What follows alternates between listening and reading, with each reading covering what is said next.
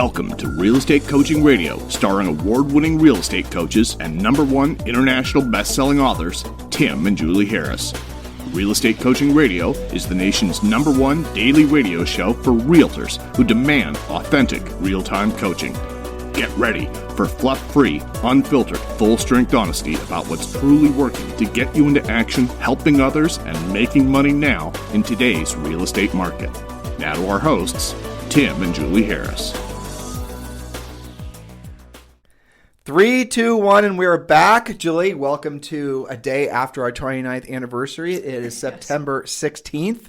So hopefully you guys are all having a fantastic middle of your month. We're hearing constant reports of people having their best months and really their best quarters ever. That's fantastic. And as hopefully you've been listening to this podcast on a regular basis, it is the #1 listened to daily podcast in the nation for agents. You will know from our constant reminding that and prodding and pleading and praying that you guys don't back off in fourth quarter and that you understand that your new year is effectively already started. So build as much momentum into the new year and don't just kick your feet back and count your dollars.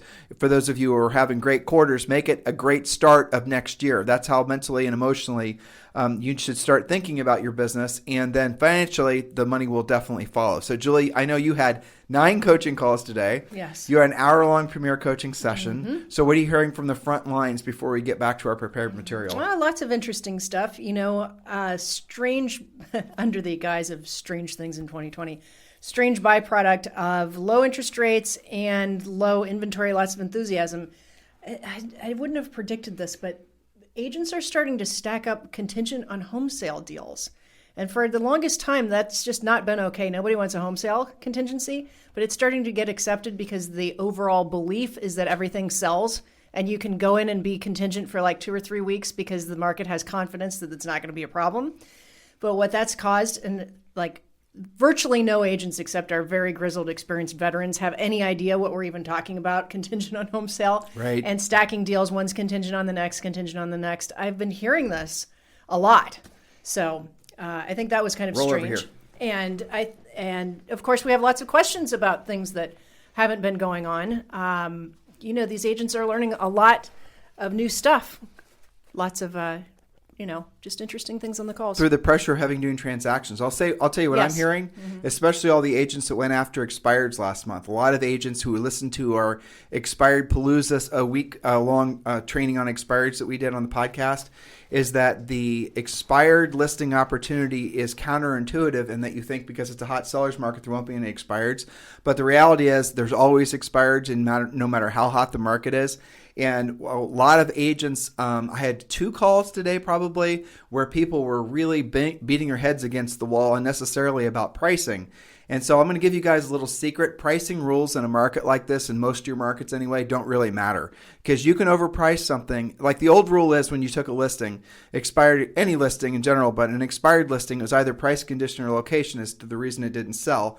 And generally speaking, an expired is not going to change the condition dramatically. And as far as the location, you can't change it. So the only thing you could really do is get the seller to lower the price, or as we refer to it as, repositioning the house in the market so that it correctly reflects the market's expectations. That's definitely a nicer way to break it to the seller that they're going to have to lower their price. Well, that is definitely something that's, we've taught forever. But here's the thing. In most markets right now, guys, you can actually list the house at the previous expired price, or in some cases more, because of the nature of this market. So your CMAs are looking back in history at pricing. Obviously, they're using historic data.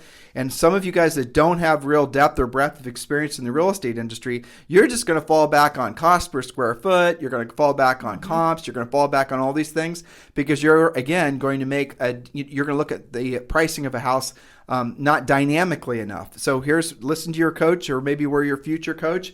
The reality of it is that in this market, you can overprice it and you can get away with it. Julie, you're giving me an example of somebody that completely, you told me about this yesterday. Yeah, one of our elite coaching clients in the Gatlinburg area, where she and I went over the comps together. We thought we were pushing it a little bit. Maybe it would have, and it still hasn't made it through appraisal yet, but I'm trying to remember the exact numbers. It was something like 525, seemed like it should be 499, but let's try 525.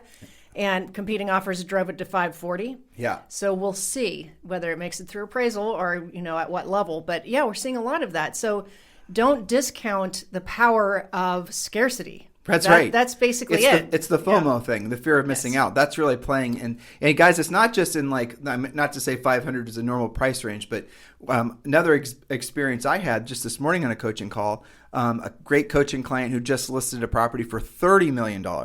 And realistically, according to all the normal ways of, appraising a property, the house is overpriced. But he's already getting real viable showings on the thing, and it actually might sell for $30 million. And guess what? If I remember correctly, this property had been on and off the market for over 5 years with different agents and different brokers. And so it had been expired? Yeah, it had been expired multiple times. Mm-hmm. Well, it was always withdrawn because they didn't let it expire. But the reality of it is just remember what we're telling you guys. The main thing is to get the listing in this market.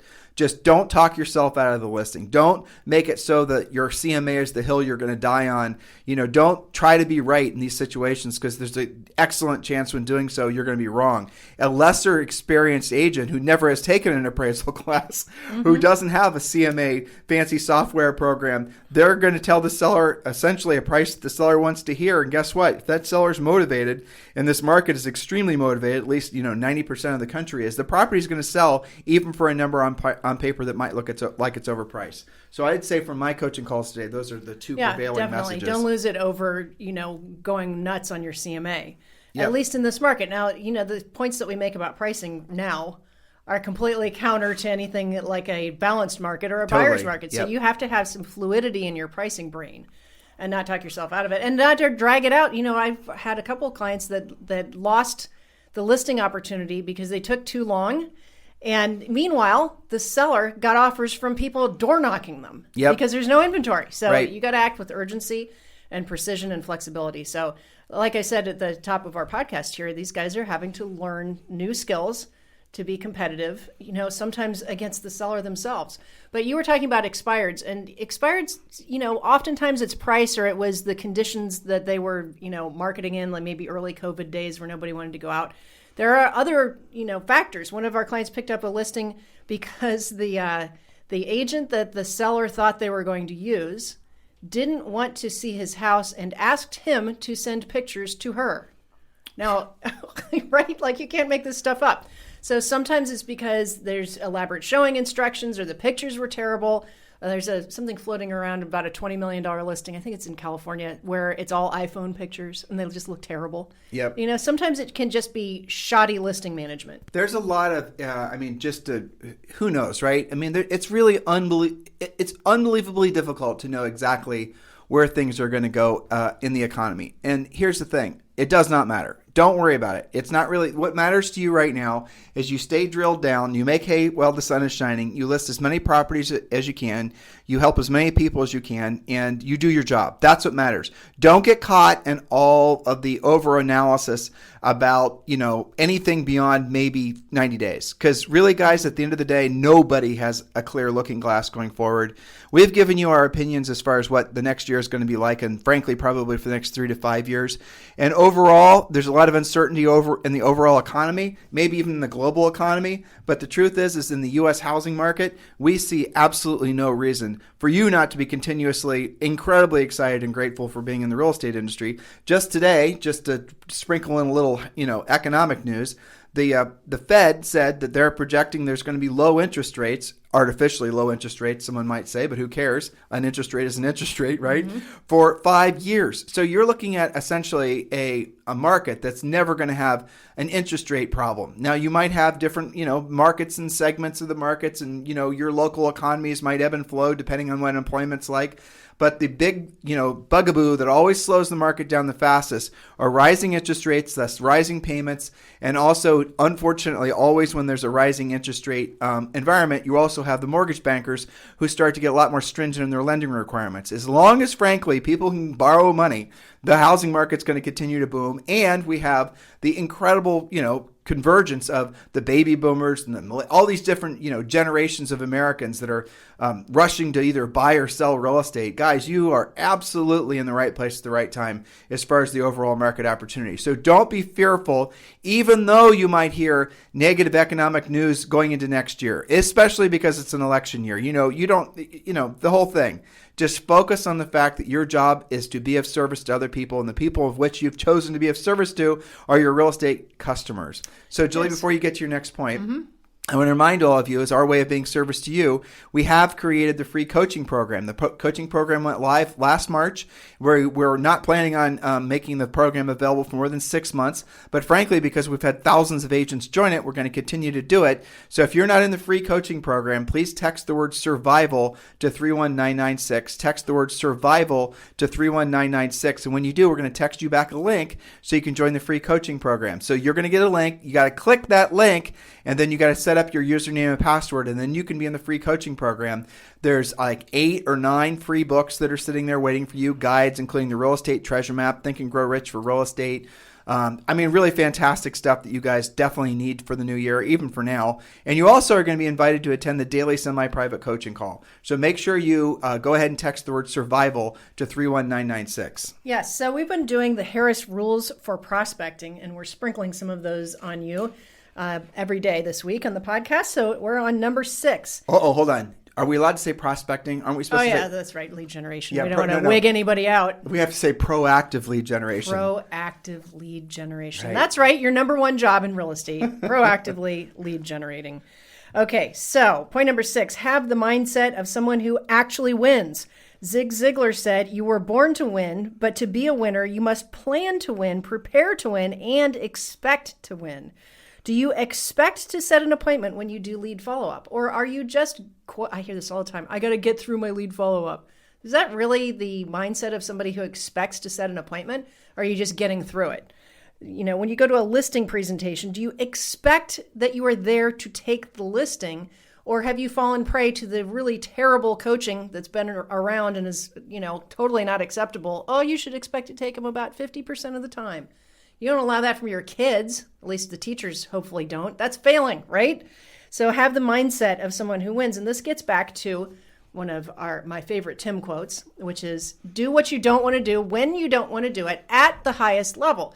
If you're just getting through something, whether that's calling your database or your lead follow-up, if you're in your head just getting through it, that's not doing it at the highest level. That's doing a pretty crappy job. Julie's setting me up to vamp on that quote. But guys, that really is the essence of everything you want in life. And the whole quote is, if you want ever increasing levels of success in your business and personal life, do what you don't want to do when you don't want to do it at the highest level, right? You guys have heard us say that a million times, especially if you're regular listeners to the show and you bought the book Harris Rules.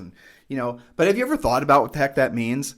That's the thing, is I don't know how many of you guys actually think about what it means. A lot of you, let's just say you consider it it's just so funny how many times we've had this conversation. I often wonder, like maybe there's 10 or 15 or 20,000 people that listen to this podcast over time. And I always wonder to myself, oh, they all like that, right? Do what I don't want to do and I don't want to do at the highest level. But they always, so they'll go to the paces of going, like, say, for example, we're going to use a gym analogy, right? And when, Julie and I used to, when we lived in Texas before we moved to Puerto Rico, as longtime listeners will know, we're huge Orange Theory advocates, and we go every single day. Never wanted to go. Okay, so we were doing what we didn't want to do, and we never wanted to go when we went. We'd go at 4 o'clock. So we were doing what we didn't want to do when we didn't want to do it. By the way, any o'clock would have been when we didn't want to do it, because we never wanted to do it, right? Yep. So we were doing what we didn't want to do when we didn't want to do it. But here's the thing. We would get to Orange Theory, and then there would be people in Orange Theory that were working out just beside us who were definitely not doing it at the highest level. They were on the treadmill just going for a walk and talking to the person next to them. No sweat beating up on their foreheads.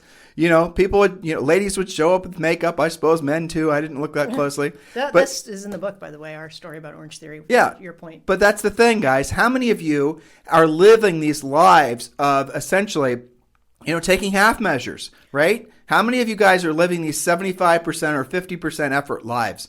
It is prolific and it's become normalized, almost celebrated to somehow, you feel like the victory is getting some level of success, all the while knowing you never actually left it all in the field, all the while knowing you didn't actually make as big of an effort as you otherwise could have. Yes, and I have a perfect example of this from our premier coaching call today, which was a newer agent. So, has a little experience deficit, not entirely his fault, because at that point you don't know what you don't know. And he did the right thing by coming to coaching and working on it, right? So kudos to him. But what he had said was, I've been in real estate for about 3 months. I have an auto dialer. I have invested in, good ways of finding FSBO and for sale by owner and expired phone numbers. And I've been making the calls. I call every day. I've been making the calls. I've made hundreds of calls, but I haven't set a single appointment. And I said, well, this is because you've conquered only the first 2 parts of that quote. He's a podcast listener, so he knew what we're talking about. I said, you're doing what you don't want to do, and you're doing it when you don't want to do it. But you're forgetting about the most important thing, doing it at the highest level. And then I asked him what script he was using. Well, it's something I got a little bit from downloading it online for free, and a little bit from my broker, a little bit from you guys, and the rest of it I just kind of make up as I go. So there you go. You're not doing it at the highest level. That's but when I hear that, when I hear somebody say that, I have to tell you every single time my full shit meter goes off, because they must know that they're using. Why would anybody?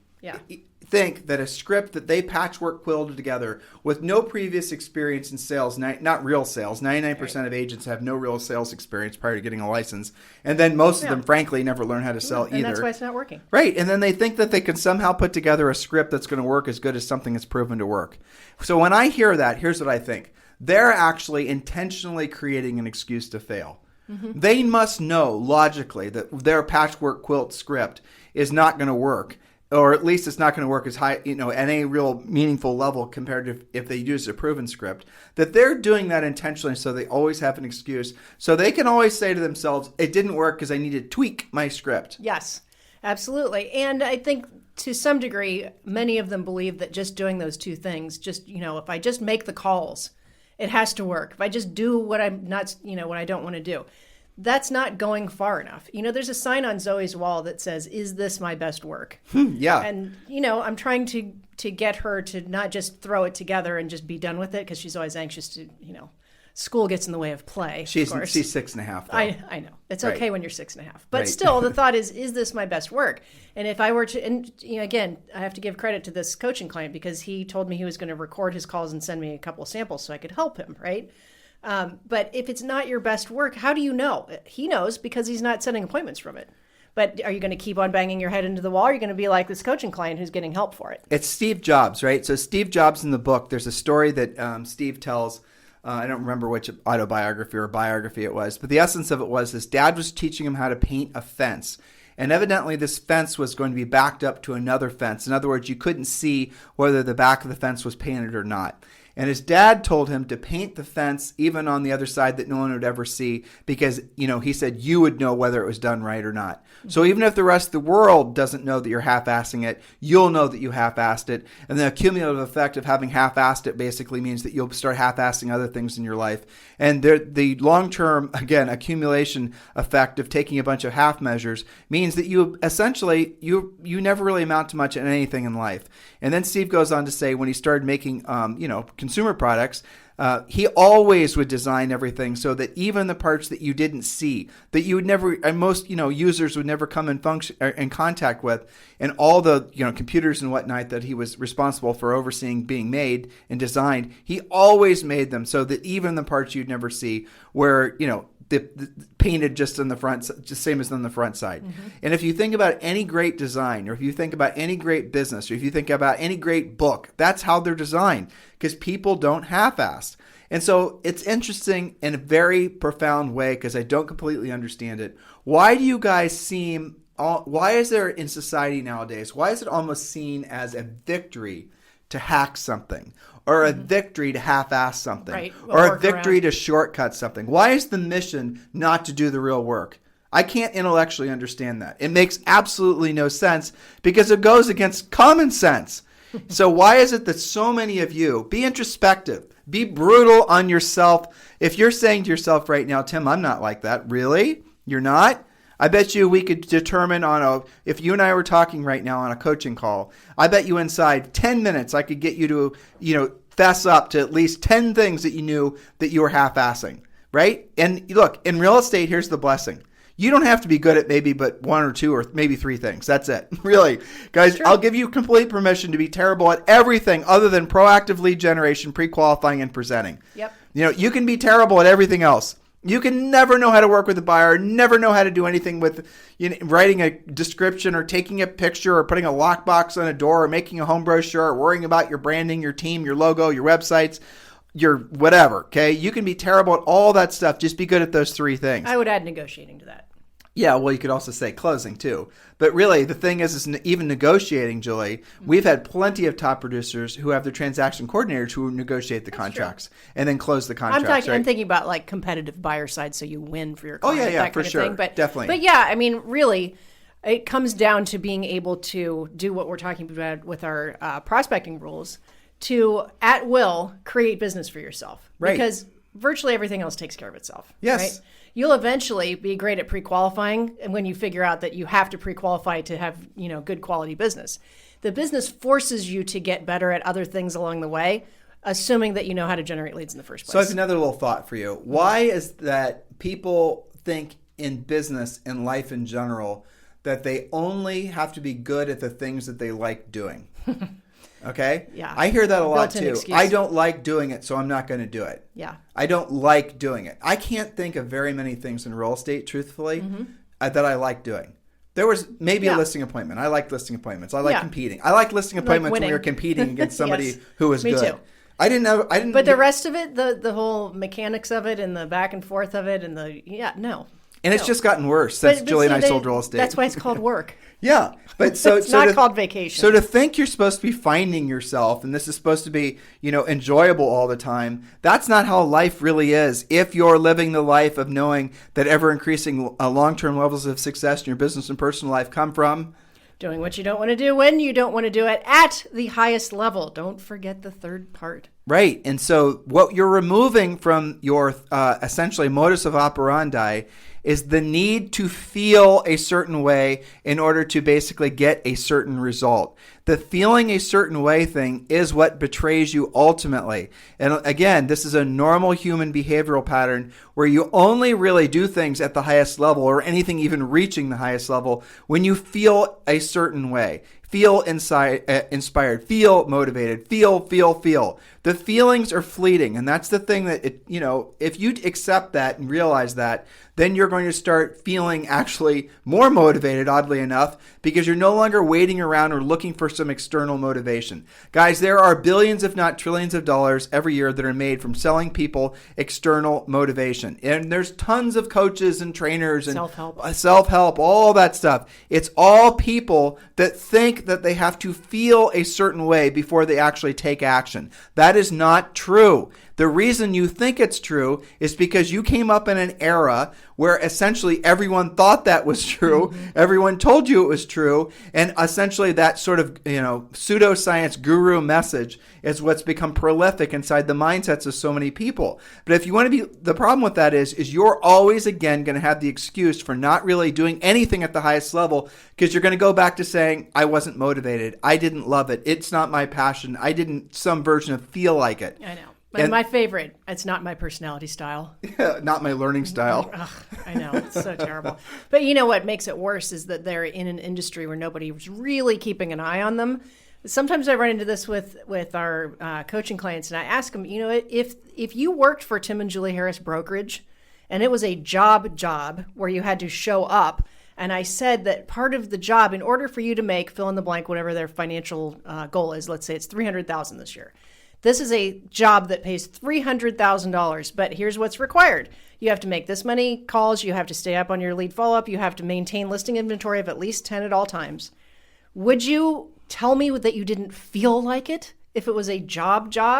No, you would never take that to an actual employee, employer type situation. You've literally even think about the previous jobs. I was a full-time Christmas elf. There's no way I would take that to the manager of the Christmas store and say, "Oh, I'm not going to price these ornaments today because I don't feel like it." Even on the lowest level job, washing dishes, you're going to walk into the restaurant and say, "I'm not going to do this because I don't feel like it." Give me a break.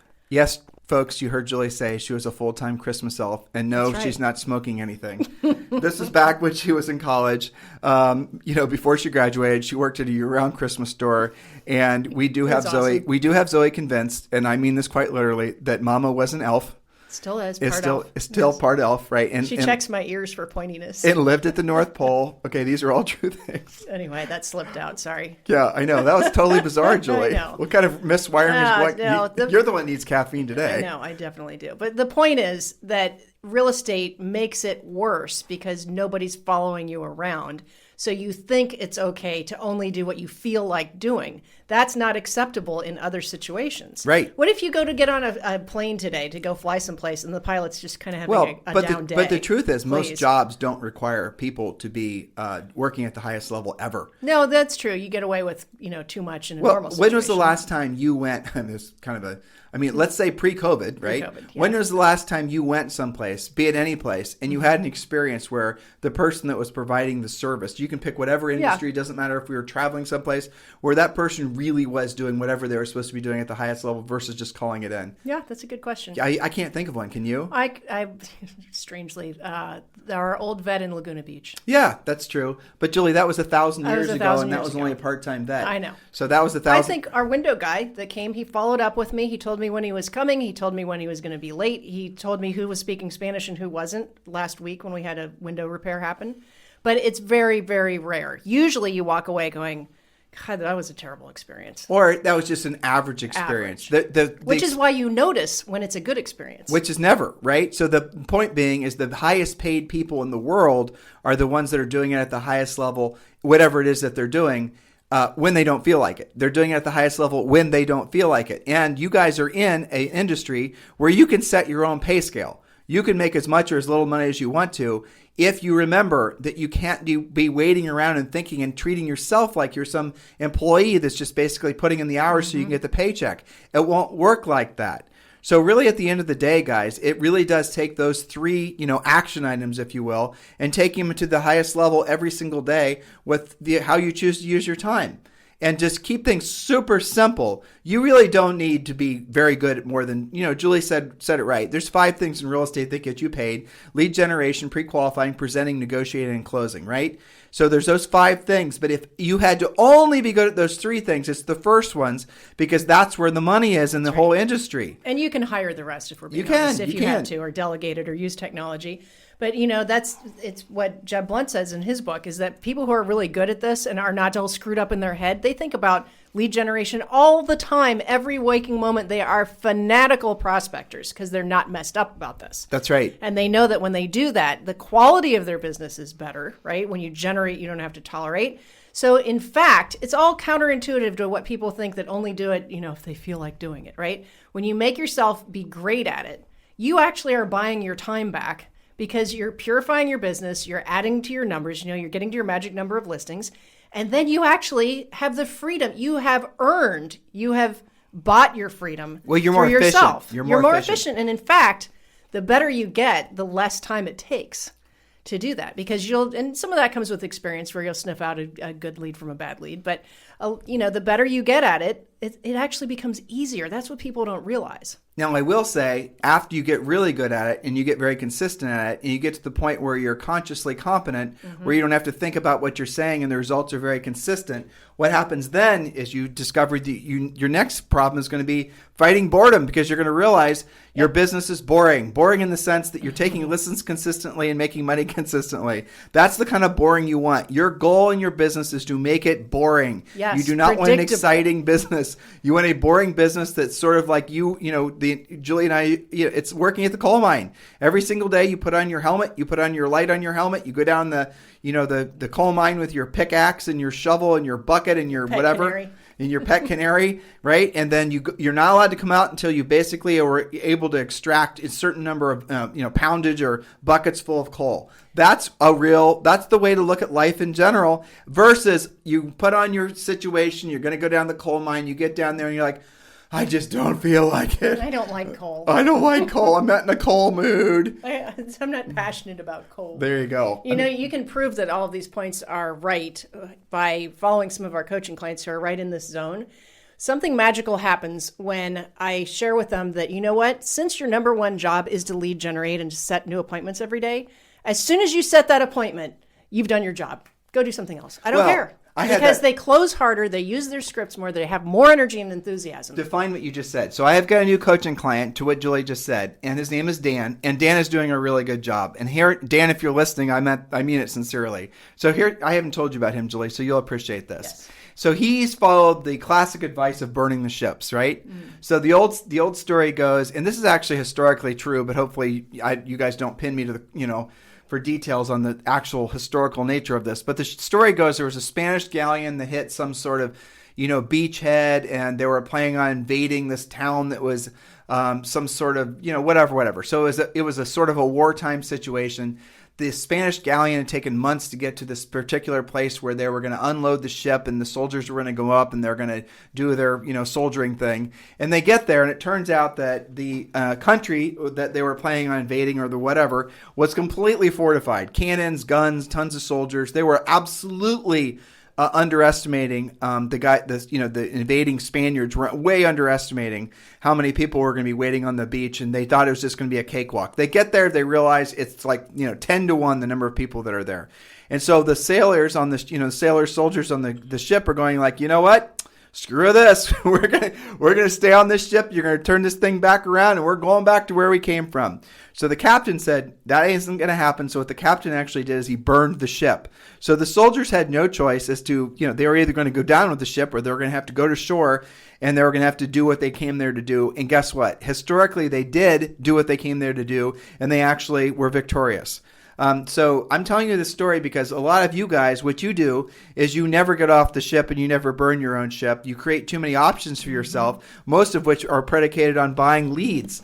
And so then what happens is you never actually do what you don't want to do when you don't want to do it at the highest level, because you create essentially a reality where you don't have to. And so you're always going to have to tolerate the mediocrity that comes from essentially never really drilling down and doing the real work of real estate. Well, Dan, to his credit, he was buying leads. And what he does, he stopped buying leads. He's cut off cold buying leads. And since our last coaching call, he started actually picking up the phone not for the first time, but for the first time with the intensity that he needs to have in order to basically be successful at it. And he's starting to set appointments. And what Julie was trying to say is, like, normally when you're helping someone to learn how to proactively prospect, the first thing you track is contacts, then you track appointments, and then you track the number of appointments that convert to a listing. So what we were doing is, and I was following that path with him, but he only made 9 contacts since our last call. Whereas reality is, based on his real estate treasure map, he should have been making 9 contacts a day.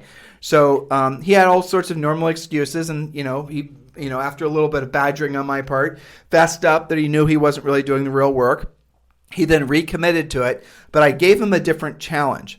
I told him that if he sets 5 pre-qualified listing appointments, whether he does it on his first contact that particular day or whether it takes 100 contacts that particular day, as long as he sets 1 pre-qualified listing appointment a day, that's a successful day. And I'm going to tell you right now psychologically what's going to happen. Because he's going to have the ability to, and he does have the mindset and he's developing the skill set to set an appointment, he's going to, you watch, and I'll tell you guys about this next week after I have my next coaching call with him. He will start setting at least 1 appointment a day, and he'll do it probably within 5 contacts or less, because he knows after he sets that pre-qualified listing appointment, he doesn't have to make any more contacts. It's all a head game that he's playing on himself, which is brilliant. That's the way you do it.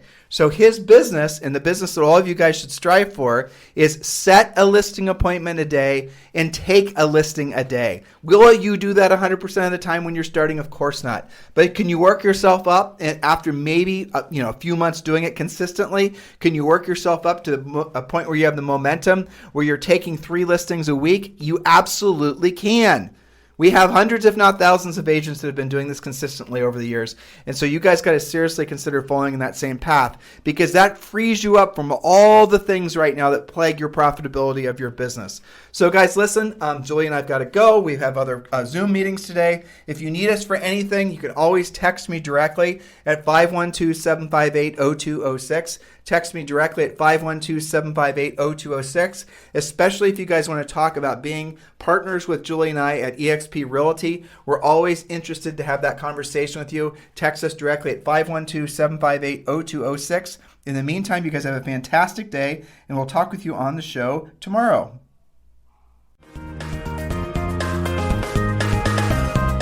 This program has been a presentation by Tim and Julie Harris, Real Estate Coaching.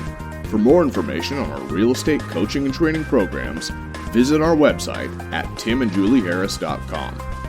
Remember to tune in weekdays at noon for upcoming shows. And until next time, thank you for listening to Real Estate Coaching Radio with Tim and Julie Harris.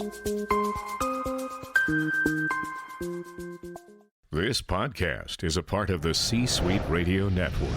For more top business podcasts, visit c-suiteradio.com.